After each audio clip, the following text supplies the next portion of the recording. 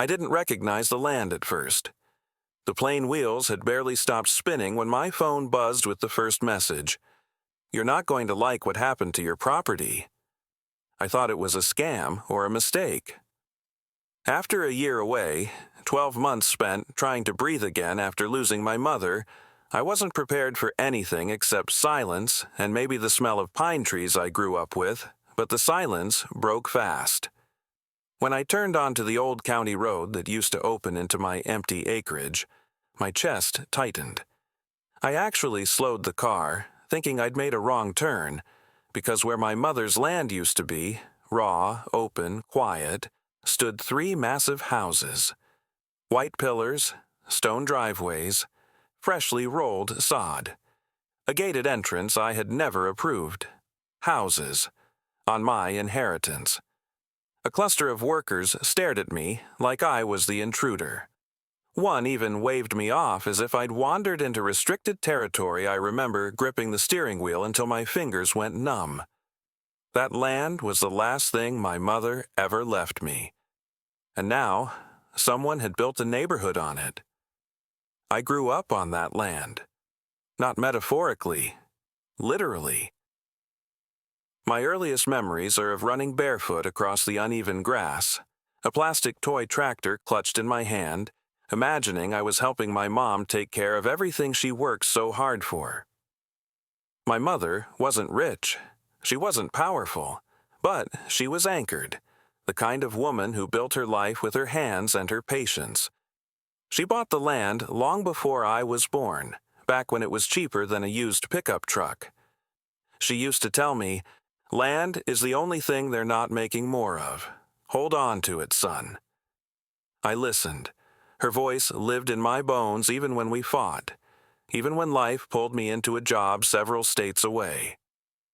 After she passed, abruptly, unfairly, without warning, I couldn't walk the property without feeling every breath crack in my chest. So I left.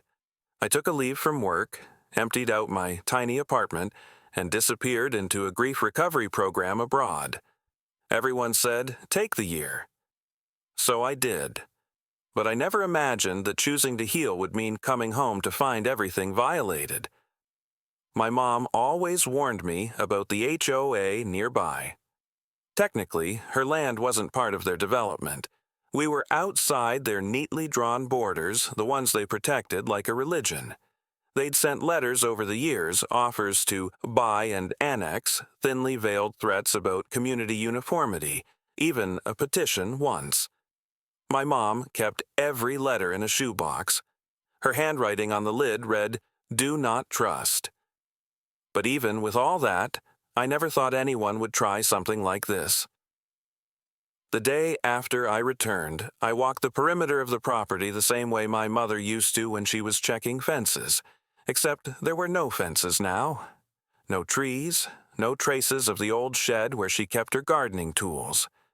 Just concrete and landscaping. Houses so tall they swallowed the sky.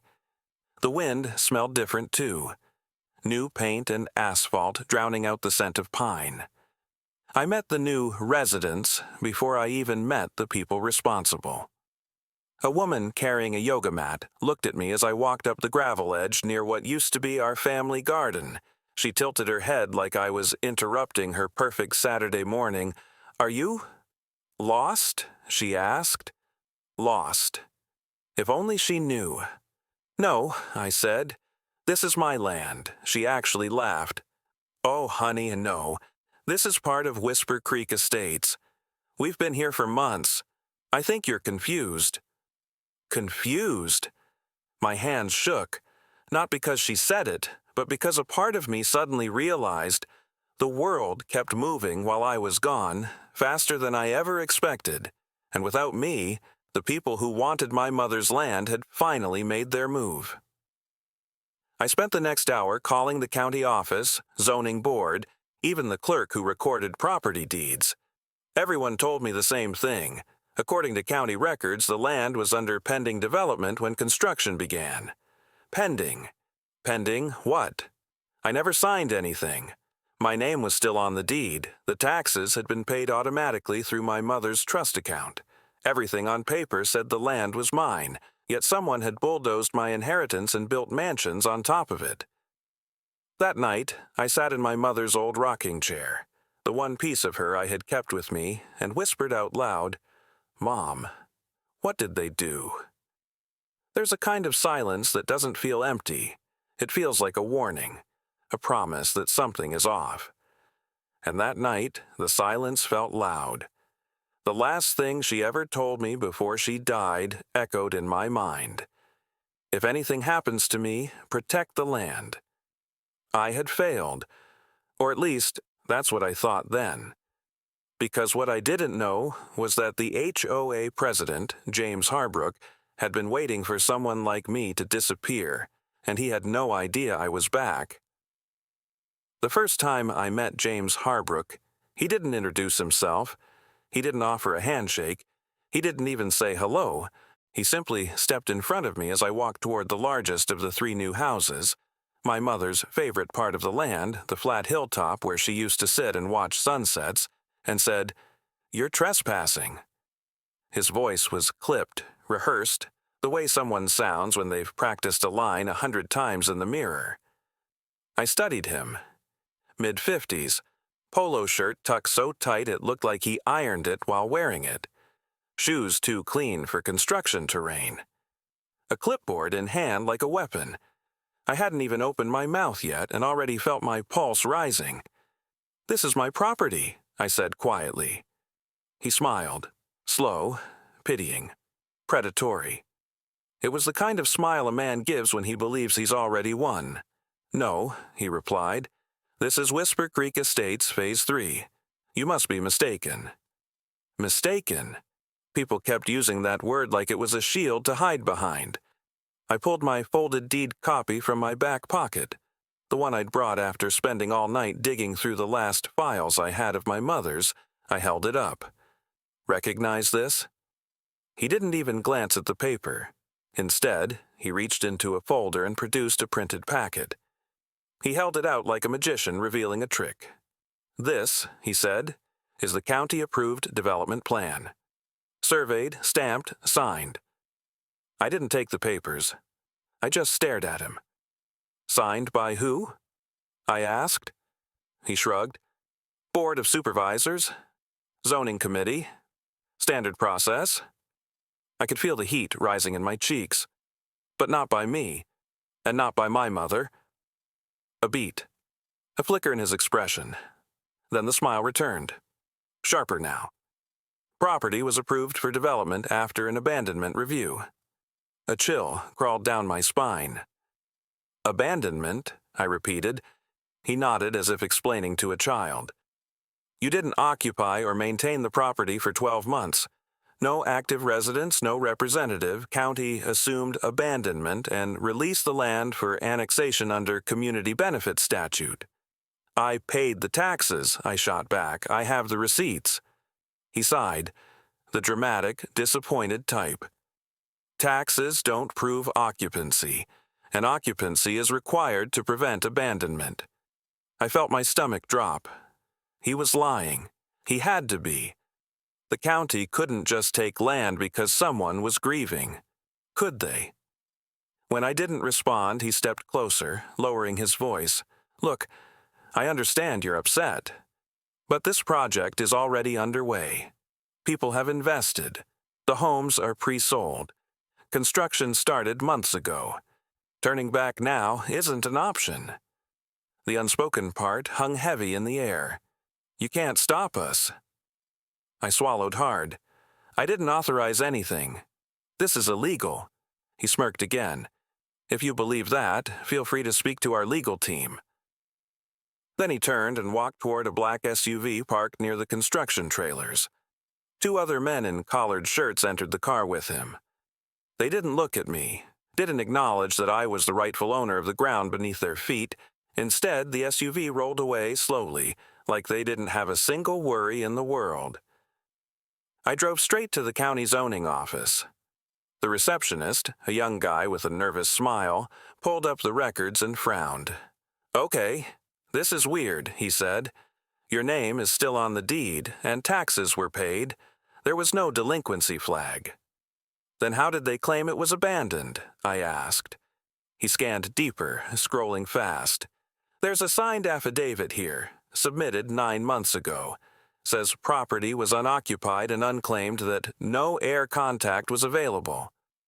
I froze. Who signed it? He looked at the screen again. It says, property representative. But there's no name. No name? He nodded. Just a signature, hard to read. My heartbeat thudded painfully. A forged document. A missing name. A green-lighted development. I leaned in. Can I get a copy? He hesitated. Not without a records request. Could take a week. A week? Meanwhile, 3 mansions were sitting on my mother's land like parasites. The next day, I returned to the property with a camera and a folder of documents. The workers kept staring at me. Whispering to each other, I ignored them and walked straight to the first house. A woman stepped out onto her porch. Blonde hair, oversized sunglasses, holding a coffee mug that probably cost more than my monthly rent. She pointed her mug toward me. You again, she said, annoyed. Look, if you're soliciting something, we're not interested. I blinked. I'm not selling anything. This is my land. Her eyebrows shot up. Still? Seriously? We were told some guy might show up making claims, but that it was handled. If you keep harassing the residents, we can call security. Security? I almost laughed. Or cried. Or both. Who told you it was handled? I asked. She shrugged.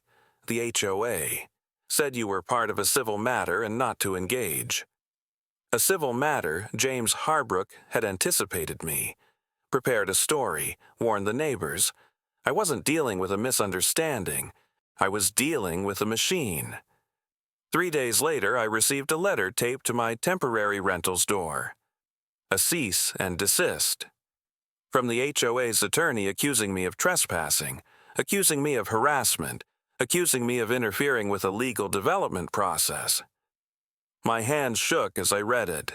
The audacity, the entitlement, was unbelievable.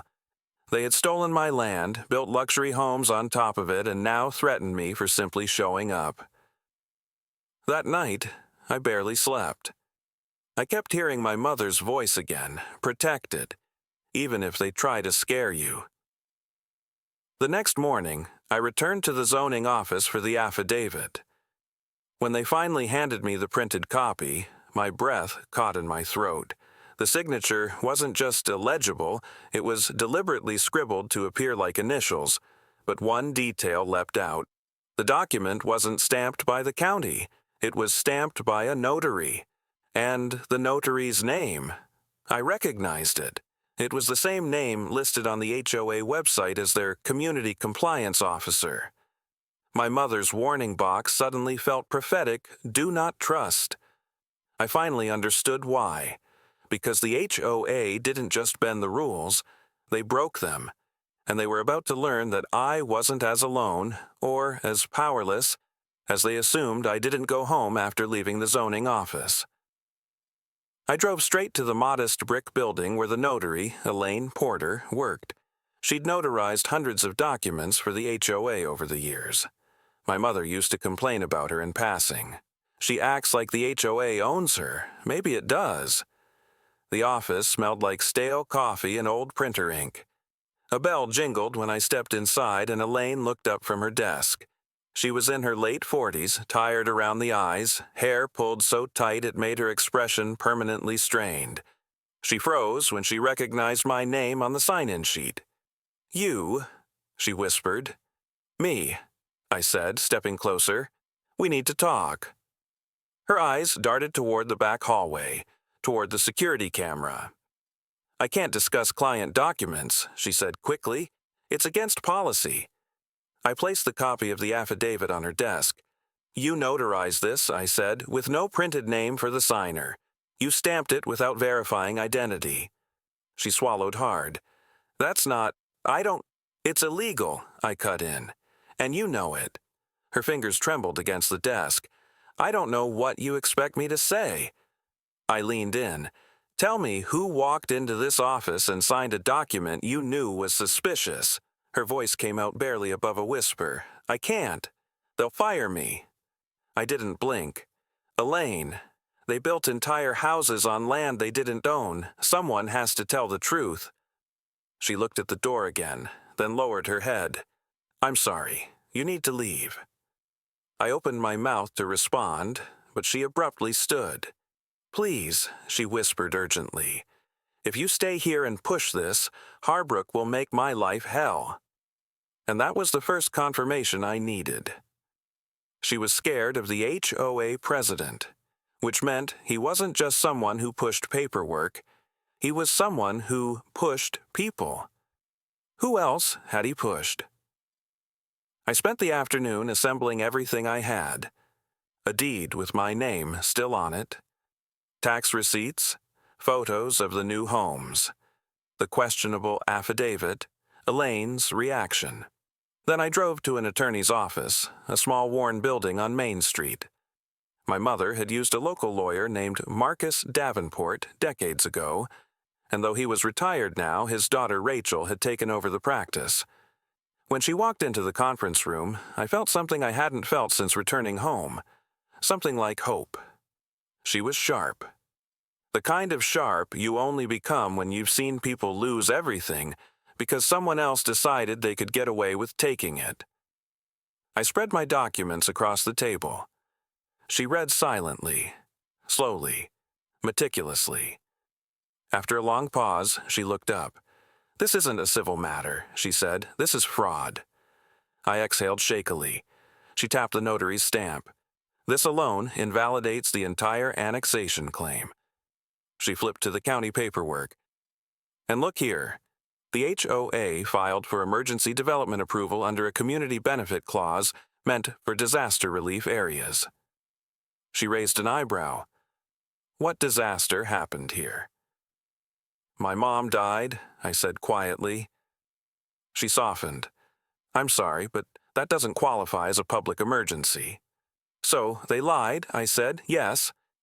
And they forged signatures, misrepresented ownership, bypassed zoning protocol, and used a fraudulent affidavit to push through construction. She leaned back, and they did it fast. Too fast. That means they had help. I felt a familiar knot form in my chest. From who? She hesitated, then said, someone inside the zoning office. Maybe multiple people. My stomach twisted. Rachel kept going, more firmly now. The good news? You have a case so strong it's practically glowing. And if we pursue this... She pushed the stack of documents toward me. We won't just undo the development. We'll expose everyone involved. For the first time since coming home, the weight on my shoulders eased. I nodded. Let's do it. But Rachel wasn't finished. One more thing, she said, lowering her voice. When you challenge people who commit fraud at this level, they tend to escalate. Be prepared. A chill rolled down my spine. What would escalation look like? 2 days later, escalation arrived. At 2:14 a.m., I woke to pounding on the front door of my rental. Not knocking, pounding. I grabbed my phone and crept to the peephole. 3 men stood outside, not police, not neighbors, not anyone I recognized. One held a clipboard. Another had a reflective vest on but no ID badge. The third stood slightly behind them, arms crossed. Watching the street like a lookout clipboard guy shouted, "County property inspection, open the door." At 2 in the morning? I didn't move. He pounded again. "Sir, we are authorized to enter. You need to comply." "No, you're not," I said through the door. "Show your credentials." "Open the door and we'll show you." I stepped away and called 911. The dispatcher listened, then said something that made my blood run cold. "We don't have any county inspectors in your area tonight." I whispered, "So who are they?" "Stay inside," she said firmly. "Officers are on the way." But the moment she said it, the men outside suddenly retreated. Quick, synchronized, and disappeared into a dark SUV parked down the street. The dispatcher stayed on the line until real officers arrived, but of course the men were long gone. The police shrugged it off as a misunderstanding, but I knew better. This was a message, a warning. The HOA wasn't just willing to bend rules, they were willing to scare me, intimidate me, make me feel unsafe in my own home. But they miscalculated, because all it did was strengthen my resolve. If they were willing to come at 2 a.m., what would they do next? The next morning, I recorded everything. I documented the time, the voices, the SUV. Rachel filed an injunction request that same afternoon, and things started moving fast. Too fast for the HOA's liking. At noon the following day, James Harbrook himself showed up at my mother's property. This time, he didn't smile. He stood near the entrance of the gated drive, arms crossed, looking like a king surveying his kingdom. I walked up to him, filming. He held up a hand. "Turn that off." "No," I said. He blinked, stunned I'd said it. Then his voice dropped into a calmer, more dangerous register. "I tried to handle this peacefully," he said, "but you're making this very costly for yourself." "For myself," I repeated, "you stole my land." "We developed unused land for the community's benefit," he corrected. "You disappeared for a year." "My mother died. That's irrelevant to property law." It was the most heartless sentence I'd ever heard. I stepped closer. "You forged documents, James. You used a fraudulent affidavit." His jaw twitched. "You're not going to win," he said. "That's not up to you." He leaned in so close I could feel his breath. "You think this is about 3 houses? This development is phase 3. There's supposed to be 16 properties here, a park, a clubhouse, a pool." His voice hardened. "Your mother sat on this land like a dragon sits on gold. We're doing something for the future." My hands curled into fists. "And you thought stealing from a grieving son was the way to do it?" He didn't respond. He didn't have to. He just turned and walked back to his SUV. Before getting in, he said something that stayed with me for the rest of the fight. People with money don't lose to people with memories. And the SUV door slammed. But he didn't know my mother taught me something stronger than memory. Persistence. Rachel filed emergency motions. We built a timeline of fraud. We uncovered duplicated signatures, missing zoning board minutes, and emails between HOA board members discussing fast-tracking before the heir returns. But the turning point, the moment everything snapped into place, came from someone I never expected. 3 days before the hearing, I received a voicemail. A shaky voice, a terrified whisper. "Mr. Lawson, this is Elaine. I need to talk to you. Privately. They're saying I'll lose my job if I speak to anyone, but I can't keep lying. Please, meet me at the diner on Route 19, tonight." I played the message twice. She finally cracked. I drove to the diner early and waited in a corner booth. My hands wouldn't stop tapping the table. Elaine arrived looking over her shoulder every 3 seconds. She sat down, exhaled shakily, and whispered, "They forced me to notarize that affidavit." My breath caught. "Who?" I asked. She swallowed. "Harbrook. And the attorney they use, Richard Greer. They said the heir was missing, the property was abandoned, and that the signature was pre-approved by the county. They told me it was urgent, that if I didn't sign, the community would lose millions." "And you believed them?" I said. She shook her head, tears welling. "No, but I have a kid in college. I have medical bills. They knew that they said if I didn't help—" She looked at the table, ashamed. "They'd find a notary who would." I felt something shift in my chest, not anger, not pity, something in between, a recognition of how power manipulates desperation. "Will you testify?" I asked gently. She hesitated, then nodded. "Yes." It was the crack in the dam. the moment their entire scheme began to crumble. But the HOA wasn't going to let their empire fall without a fight. I barely slept the night before the emergency hearing. The house felt too still, too quiet. Like the darkness itself was waiting to see which way my life would break next. I lay awake listening to every creak, every distant car, every shift in the wind. I kept replaying the men at my door, Harbrook's threats, Elaine's terrified whisper, the look on Rachel's face when she realized how deep the fraud went, and underneath all of it, my mother's voice. Protect the land. By dawn, I felt hollow. Like all the grief I'd been avoiding since she died had finally clawed its way out of the corners of my mind. I wasn't just fighting an HOA. I was fighting the fear that I'd already let her down. The courthouse felt colder than I remembered. Fluorescent lights buzzed overhead. The air carried the faint smell of old carpet and overheated printers. People shuffled around with folders, clipboards, stacks of paperwork that looked like they contained entire lifetimes. I clutched the file Rachel had assembled. Every fraudulent document, every photo, every contradiction, and reminded myself to breathe. When we walked into the courtroom, everyone from the HOA was already there. Not just Harbrook. The entire board. 6 of them, lined up in matching suits like soldiers preparing for war. Their attorney, Greer, sat at the end of the row with a smirk that made my stomach twist. Rachel leaned in and whispered, "That smirk is going to disappear."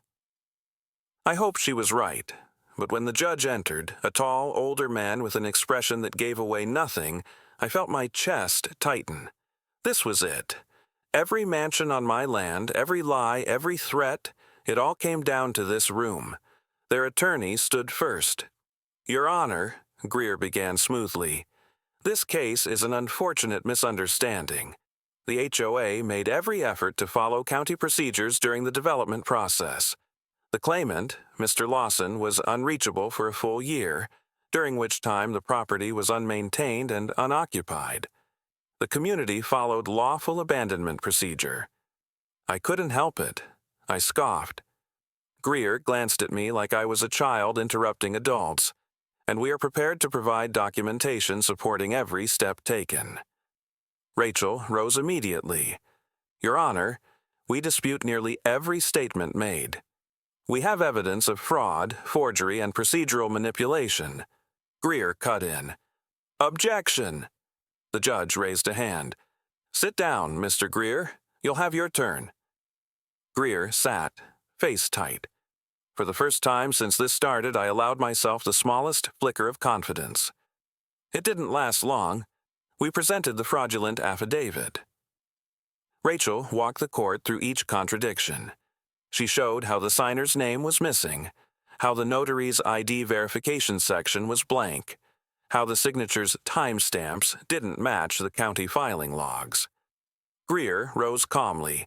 "Your Honor, this affidavit is consistent with standard emergency annexation procedure. The notary simply omitted a field." The courtroom doors suddenly opened. A ripple of whispers followed. It was Elaine. Hands shaking, eyes bloodshot, clutching her purse like it was the only thing keeping her upright. My breath caught.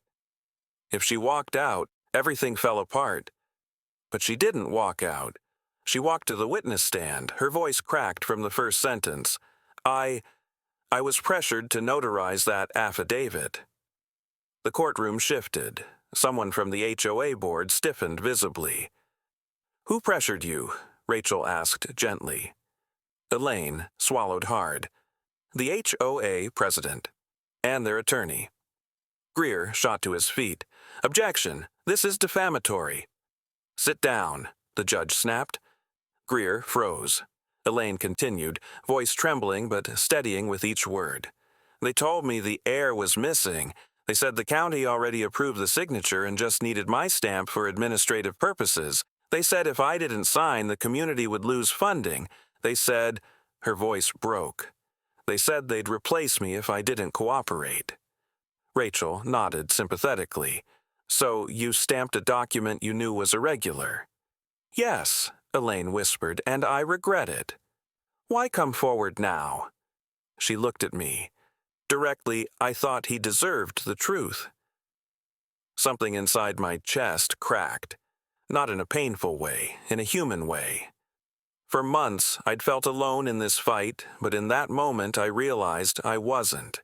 Greer sputtered, scrambling to recover. Your Honor, the witness is unreliable. The judge glared at him. Enough. I've heard enough from you today. The HOA board exchanged frantic looks. Harbrook's face reddened, jaw clenched so tight I thought he might break his own teeth. Rachel stood again. Your Honor, we request an immediate halt to all development and full recognition of my client's property rights pending criminal investigation. The judge folded his hands. The room held its breath. My heart hammered so loud I could barely hear anything else. Then he spoke. Motion granted. It felt like the entire world shifted sideways. The HOA board all started talking at once, frantic, angry, panicked. Greer demanded a recess. Harbrook slammed his fist on the table. Someone shouted, "This is ridiculous." The judge hit his gavel sharply. Order! I stood frozen, barely processing what just happened. Then Rachel touched my arm. You won the emergency order, she whispered. The land is yours again. But before I could react, before I could breathe, a loud crash echoed through the room. Harbrook had knocked over his chair. He stormed toward me. You don't understand what you've done, he hissed. You've ruined everything. I stared at him, feeling strangely calm, like all the fear had drained out of me. You ruined it yourself, I said quietly. His face twisted with rage. You think you've won? We'll tie you up in lawsuits for years. You'll run out of money. You'll regret this. He stepped closer. 2 deputies quickly moved between us. Harbrook pointed at me over their shoulders. This isn't over. I held his gaze. Yes, I said. It is. And for the first time since returning home, I believed it. The moment we stepped outside the courthouse, my legs gave out all the adrenaline, all the grief, all the months of stress and fear. It crashed into me like a wave. I sat on the cold concrete steps, head in my hands, trying to breathe through the pressure building in my chest. Rachel sat beside me quietly. You did it, she said. But I wasn't sure I'd done anything yet. Because even with the emergency order, the houses still stood. The fight wasn't over, not legally, not financially, not emotionally. The victory felt unreal, fragile. Like touching it too hard might make it disappear. I looked at the sky, gray, heavy, unmoving, and for the first time in a year, I whispered into the quiet, Mom, I'm trying. A breeze swept across the steps, soft and sudden, warm, like something invisible brushing my shoulder. I closed my eyes and let myself feel it. All of it. The grief, the fear, the exhaustion, the hope, the beginning of healing. The battle wasn't over, but for the first time, the tide had turned. For the first week after the emergency order, everything felt suspended, like the world was holding its breath. The houses still stood, silent, empty, towering reminders of the violation. Construction equipment sat abandoned. Yellow caution tape fluttered in the wind. The once busy site now looked like a paused movie set. I walked the land daily, tracing the outlines of my mother's old property lines with the toe of my boot. I tried to picture the way things used to look, the old fence, the tree line, the garden she swore she'd replant every spring. Now everything was concrete, pipes, foundations. The land didn't feel like itself. It felt wounded, but at least it was still mine. For the moment. Exactly 7 days after the hearing, we attended a special review session with the county commissioners. This time, the room was packed. Neighbors, reporters, HOA members, even random residents who just wanted to witness the drama. Rachel warned me, this part is messy. they'll try to flip the narrative. She was right. The HOA attorney started strong. He blamed the notary. He blamed miscommunications. He blamed administrative oversights. He even blamed me, suggesting that leaving the country constituted irresponsible property stewardship. When he said those words, a murmur spread across the room. I felt anger rise in my throat, hot and bitter. But Rachel squeezed my arm once, her silent "don't react." Then she stood and calmly dismantled every lie. She laid out the forged affidavit, the false abandonment claim, the misuse of emergency zoning, the notary's coerced participation, the HOA emails referencing a missing heir, and the timeline proving they pushed the entire development through in 11 weeks, a process that usually took over a year. She wasn't loud, she wasn't dramatic, she was clear, precise, unshakable. When she finished, the room was silent. Then the chair of the commission leaned forward. "Mr. Lawson," she said, "would you like to make a statement?" My pulse hammered. I stood slowly. I hadn't planned to speak. But something in me, the part of me that still smelled my mother's perfume on cool mornings, the part that remembered her calloused hands tracing the property lines, knew I had to. "My mother worked her whole life for that land," I said. "She raised me on it, buried pets on it, grew her garden on it. It's the last piece of her I have left." My voice cracked, but I kept going. When she died, the only thing she asked of me was to protect it. I left for a year to try to heal. And while I was gone, people who knew exactly what they were doing stole it out from under me. I looked at each commissioner. This isn't about zoning or development. It's about taking advantage of grief. It's about believing nobody will notice when you break the rules because the person you're hurting is too weak to fight back. My throat tightened, but I'm not weak, and I'm not going anywhere. The room was so quiet I could hear the fluorescent lights buzzing. Then, slowly, people started nodding. A few even clapped. The commissioners withdrew for deliberation. My hands wouldn't stop shaking. We waited for an hour. The longest hour of my life. I paced the hallway, back and forth, while Rachel calmly scrolled her phone. At one point, she looked up and said, "You know, for someone who claims to be terrified, you're pacing like a caged lion." I exhaled. "I don't know if I can handle losing again." "You're not losing," she said. "Not today." But I wasn't sure, because the truth was, even if the county ruled in my favor, the emotional damage was already scarred into the land, and into me. When the commissioners returned, the room went silent again. The chairwoman cleared her throat. "We have reached a unanimous decision." My heart stopped. "We find the annexation unlawful." A wave of gasps rippled through the room. "We find the abandonment affidavit invalid." Another murmur. "We find that the HOA board, their legal representatives and associated parties knowingly acted outside the boundaries of county statutes." Now, the room erupted. Voices rising, some cheering, others shouting in outrage. The chairwoman raised her hand. "Effective immediately. All development is halted. All structures built must be evaluated for removal at the developer's expense, and full ownership of the land is returned to Mr. Lawson." I didn't breathe. I couldn't. It felt like the world had just tilted upright after being crooked for a year. Rachel smiled, wide, victorious, proud. "You just won," she whispered. But she wasn't quite right, because what happened next changed everything. Before anyone could leave, the county attorney tapped his mic. "One more matter." Everyone quieted. He turned to me. "Mr. Lawson, as part of the resolution, the developers are required to compensate you for unlawful use of your land."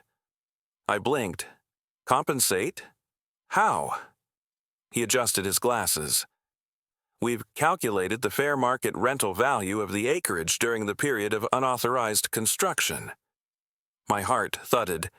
And the developers, and by extension the HOA board, owe you back rent. A stunned silence fell across the room. Back rent, I repeated. He nodded. For each structure placed on your land. 3 houses, 3 luxury homes, 3 rents. My knees nearly buckled. But the county attorney wasn't finished. And due to the nature of the fraud, the county is also authorizing, upon your approval, a conversion of the existing structures into rental properties under your ownership. I stared confused. You mean, I keep the houses? He nodded. You keep everything. A wave of emotion hit me so hard, I had to grip the table. The room erupted again, shouting anger, disbelief. Harbrook stood, red-faced, furious. This is insanity, he barked. He disappeared. He left the land to rot. The chairwoman slammed her gavel. Mr. Harbrook, you are under investigation for fraud. Sit down.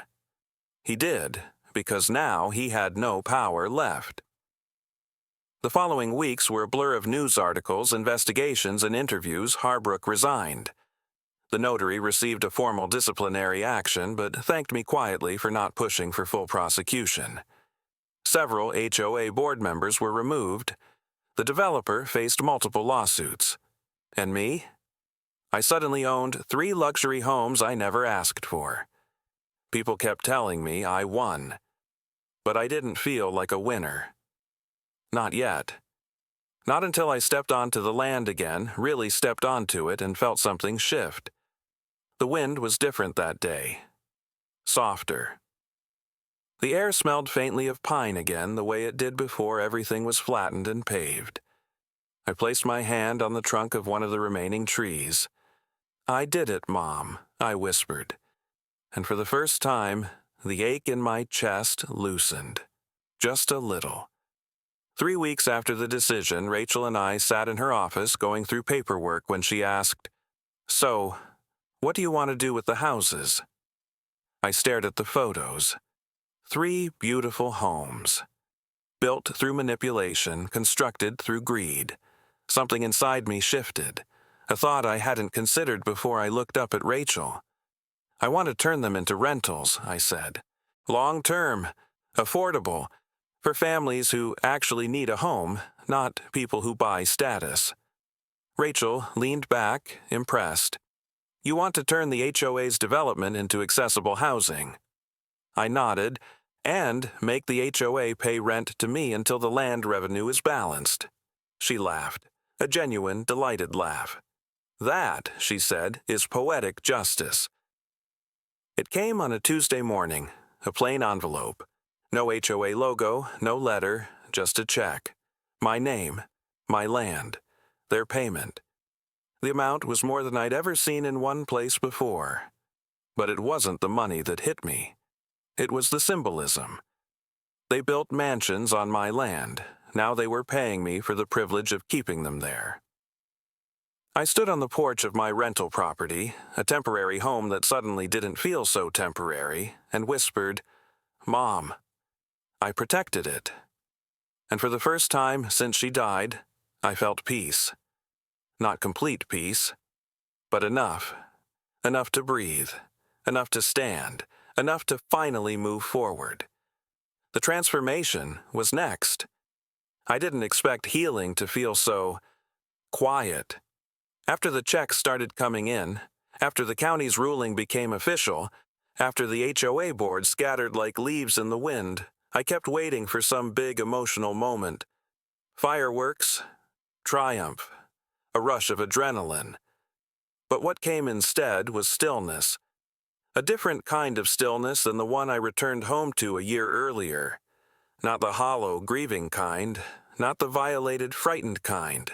The stillness felt earned. It felt like a long exhale after holding my breath. For too many months, I started visiting the property every sunrise. Not to reclaim it, to reconnect with it. For so long, the land had felt like a battlefield. heavy with betrayal and anger and fear. But as the weeks passed, new sounds started returning, birds calling in the morning, wind threading through the remaining pines, the distant hum of life instead of construction. I walked the perimeter every day, this time not out of fear that someone would steal it again, but out of respect. I stopped one morning near the old hilltop, the place where the largest mansion now sat. That hill used to be my mother's favorite spot.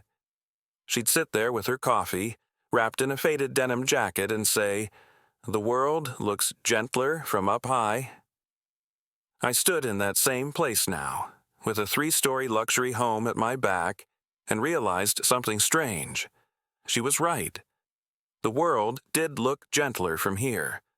Not because of the house, but because I survived everything it represented. With the rental conversions underway, I had decisions to make. The houses needed tenants, families, people who would bring life into the walls that had been built through greed. Rachel helped me work through the logistics, permits, inspections, tax considerations. And then she looked at me across her desk one day and asked something simple. "Why do you want the rentals to be affordable? You could charge triple." I didn't answer right away. Instead, I thought back to Elaine. Terrified, ashamed, stuck in a system that threatened her livelihood. People don't make desperate choices because they're bad. They make them because they're cornered. And my mother had always said, "Help people who've been boxed in by the world." Finally, I told Rachel, because the land should help people, not be stolen from them. She smiled in that way lawyers rarely do, warm, genuine. "You know," she said, "most clients would take the win and disappear. You're building something instead." I shrugged. Maybe that's my mother in me. A month after the ruling, a group of Whisper Creek residents requested a meeting. I expected hostility, retaliation, blame. But instead, a handful of them stood in front of one of the rental homes looking humbled. A woman holding a clipboard approached me. Not aggressively, not entitled, more like someone trying to make amends. "We didn't know," she said quietly, "about the land, about the affidavit, about any of it." I studied her face. She seemed sincere. "We were told you abandoned the property," another resident added. "We were told you were being difficult for the sake of it." For the first time, I didn't feel anger toward them, not anymore. They were pawns in someone else's scheme, just like Elaine, just like the people the HOA pressured. I nodded once. "I appreciate you telling me." She hesitated. "Is it true? You're turning the houses into rentals?" "Yes." Her eyebrows lifted. "Not high-end? Not luxury?" "No," I said. "Homes don't need to be trophies." There was a long pause. Then she smiled. A small one, but real. "We could use more people who think like that around here," she said softly. I didn't expect that. Maybe none of this was black and white after all. Cleaning out my mother's remaining storage boxes was the final piece of the journey I'd been avoiding. I saved it for last. One afternoon, I sat on the floor of my rental home surrounded by old photos, bank statements, recipe cards, remnants of a life lived with purpose and stubborn love. And that's when I found it. An envelope, unsealed, addressed to me. My hands trembled as I opened it. Inside was a letter. Half-written. Never finished. If you're reading this, it means I didn't get to say everything I wanted. So let me say this. The land is yours now. But don't let it chain you. Don't let it hurt you. Use it for something good, not just for yourself, but for others. People forget that land is more than soil, it's opportunity. Protect it, yes. But also, let it grow. It ended there. Unfinished. My throat tightened. All this time, I thought protecting the land meant fighting off anyone who tried to take it, but she meant something else entirely. She meant purpose. She meant growth. She meant legacy, not fear. I closed my eyes and let the letter rest against my chest. "Okay, Mom," I whispered, "I get it now." I turned the 3 homes into long-term rentals within 2 months. The first family to move in was a single mother with 2 young daughters.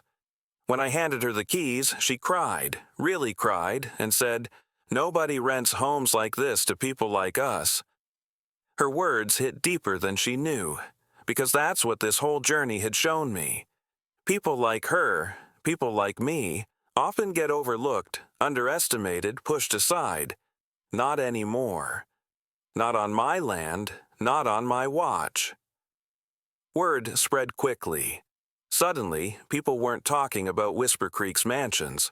They were talking about the affordable homes built on protected land, about the heir who took on the HOA and won about an injustice undone, and somewhere in that process, my grief stopped feeling like a wound. It started feeling like a foundation, something to build on. One evening, just before sunset, I returned to my mother's favorite hilltop. The sky was painted in long streaks of orange and purple. The breeze was warm. The world felt softer, just like she always said. I stood there watching the sun dip behind the tree line, and I felt her presence, not like a ghost, but like a memory walking beside me for the first time in a very long time. I felt whole, not because I won a legal battle, not because I owned houses, not because the HOA now paid me rent, but because I finally understood what my mother meant, what justice means, what purpose looks like, what it feels like to protect something, not out of fear, but out of love. I whispered into the wind, "I'll keep it safe, Mom, and I'll make it grow." The wind curled gently around me, warm, like an answer. And if you're listening to this right now, remember, justice isn't always about getting back what you lost. Sometimes it's about becoming someone stronger than the person who was hurt. What does justice mean to you?